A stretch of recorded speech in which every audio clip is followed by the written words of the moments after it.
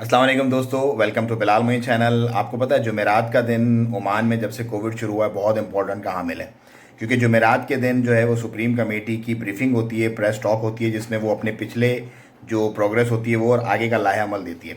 सो बहुत सारे लोग इस न्यूज़ के इंतज़ार में हैं कि एयरपोर्ट, मस्जिदें, बॉर्डर्स और स्कूल्स कब खुलेंगे। तो आज सुप्रीम कमेटी ने इन चारों जो इम्पोर्टेंट है, मोस्ट इम्पॉर्टेंट है, वैसे तो बहुत सारी बातें बताई हैं लेकिन इन चारों चीज़ों का जवाब आज दे दिया। देखिए, मस्जिदों के बारे में उन्होंने ये कहा है कि जब हमें लगेगा कि अप्रोप्रिएट टाइम है, अब वक्त आ गया है मस्जिदें खोलने का, हम मस्जिदें खोल देंगे।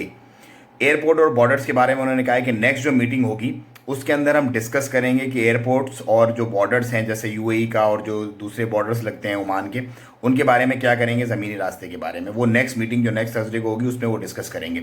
स्कूल्स के बारे में उन्होंने ये कहा है कि हम अभी उसको रिव्यू कर रहे हैं, लेकिन जैसे ही बेस्ट टाइम होगा फॉर ओपनिंग हम उसको अनाउंस कर देंगे। सो ये चार चीज़ें आज की मीटिंग में उन्होंने बताई हैं। अब इसमें वो न्यूज़ नहीं है जो हम चाहते थे या जो हर बंदा चाहता है, लेकिन सुप्रीम कमेटी जो भी कर रही है, ऑफ कोर्स वो स्टडी कर रही है इस पूरे मसले को, इस पूरे मामले को हमसे बेहतर जानती है। सो इंशाल्लाह जो भी होगा वो बेहतर। तो हम उम्मीद कर सकते हैं कि नेक्स्ट मीटिंग जो होगी सुप्रीम कमेटी की उसके अंदर इंशाल्लाह कुछ मामलात बेहतर होंगे और कुछ गुड न्यूज़ आएंगी। Don't pay rents during the closure time. Minister ने ये कहा है कि जितने भी ऐसे बिजनेसेस जो कि कोविड-19 की वजह से बंद रहे, सो उनके ऑनर्स को ये राइट है कि वो रेंट ना पे करें।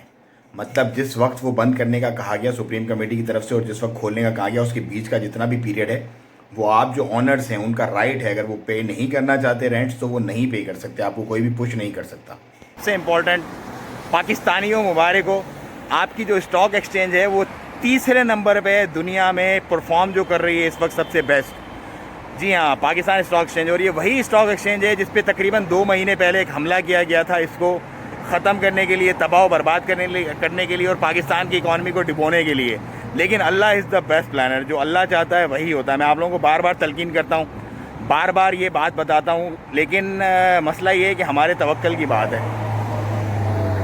अजान हो रही है, अजान के बाद बात करते हैं। अगर आपने अभी तक सब्सक्राइब नहीं किया है मेरा चैनल तो प्लीज़ सब्सक्राइब कर लें और इस इन्फॉर्मेशन को ज़्यादा से ज़्यादा शेयर कर दें ताकि बहुत सारे लोग मुस्तफ़ीद हो सकें। कुछ अपडेट्स मैं आपको सोने से रिलेटेड दे दूँगा। देखें, सोना मुसलसल गिर रहा है और मज़ीद भी गिरेगा।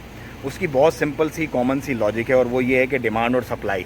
लोगों ने बहुत ख़रीदा था कि हम बहुत ज़्यादा प्रॉफिट बनाएंगे, लेकिन अब जब उन्होंने देखा कि बुरे तरीके से, मतलब तकरीबन 15,000 रुपये, आई थिंक मैंने 2 हफ्ते पहले आप लोगों को बताया था, जब से अब तक तकरीबन 15,000 रुपये के करीब जो है वो गिर चुका है पाकिस्तानी, और मज़ीद भी गिरेगा क्योंकि लोग अब निकाल रहे हैं दमादम बेचने के चक्कर में, लेकिन ख़रीदार नहीं है। सो सोने में हाथ बिल्कुल भी मत डालें, कम से कम आने वाला 1-1.5 महीना। तो इंडिया ने पबजी के साथ 118 मज़ीद चाइनीज़ ऐप्स जो है उनको बैन कर दिया है। और वो ऑफ कोर्स एक, आपको पता है, टेंशन चल रही है चाइना की और इंडिया की, लद्दाख को लेकर के मामला स्टार्ट हुआ था और उस पर फर्दर चीज़ें चल रही हैं। ठीक है, दोनों कंट्रीज़ हैं, दोनों को हक है एक दूसरे की, जो भी अपने कंट्री के हक में बेहतर समझते हैं उसके फैसले लेने का। और पबजी के तो मैं वैसे भी, आपको पता है, मैं उसको मतलब अप्रिशिएट नहीं करता पबजी को। पबजी बेसिकली जो अवाम है, जो बच्चे, स्पेशली यूथ जो है, उसके टाइम को भी और उसकी दिमागी जो सलाहियत है उन दोनों को बर्बाद कर रहा है।